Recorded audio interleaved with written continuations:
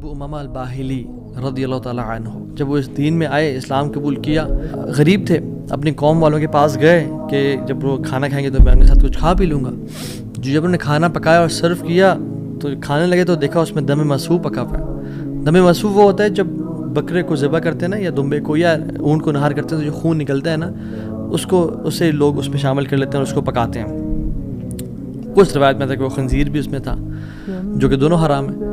تو انہوں نے شدید بھوک کی حالت میں ایسے ہاتھ بڑھایا اور دیکھا دم مسفوح ہے تو اس کو چھوڑ دیا اور کہا یہ ناجائز اور حرام ہے۔ تو قوم والوں نے کہا تمہیں بڑا حرام حلال کی پرواہ، تم کون، تمہیں کیا ہوا؟ کہتے ہیں کہ میں ایمان لے کے آ گیا ہوں اللہ تعالیٰ پہ اور اللہ کے نبی صلی اللہ علیہ وسلم پہ، میں نے اسلام قبول کر لیا۔ تو انہوں نے کہا کہ اچھا ٹھیک ہے، بڑے تم آئے ہو نیک، جیسے آج کل کے لوگ کہتے ہیں نا تم بڑے مولوی ہو گئے ہو۔ انہوں نے یہ کہا کہ تم بڑے مولوی ہو گئے ہو، تمہیں تمہارا دین مبارک ہو، بہرحال یہی کھانا تو یہ تم نے کھانا تو کھاؤ، نہیں کھانا تو نکل جاؤ یہاں سے۔ وہ چلے گئے، دور جا کے لیٹے، کہتے ہیں میں نے تھوڑی دیر کے لیے آنکھ لگائی اور بھوک کی شدید حالت تھی۔ تو جب میں نے حرام کا انکار کیا تھا، مجھے اللہ رب العالمین سے امید تھی، اس قادر قدیر سے امید تھی۔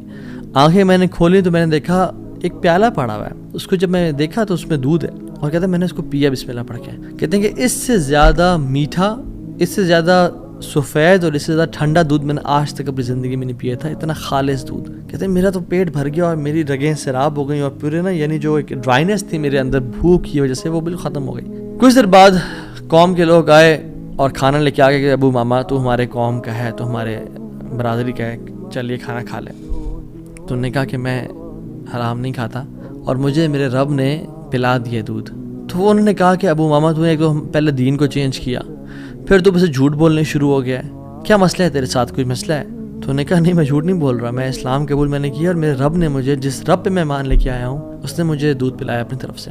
وہ کہتے ہیں کہ تم جھوٹ بول رہے ہو۔ تو خیر ان میں سے جو ایک شخص تھا وہ آگے بڑھا اور ان کی شرٹ کو اوپر کیا اور ان کے اسٹمک کو دیکھا کہ کیا یہ فل ایمٹی ہے یا اس میں کچھ ہے۔ تو نہیں، وہ شاک ٹو ریئلائز کہ اٹ واز فل۔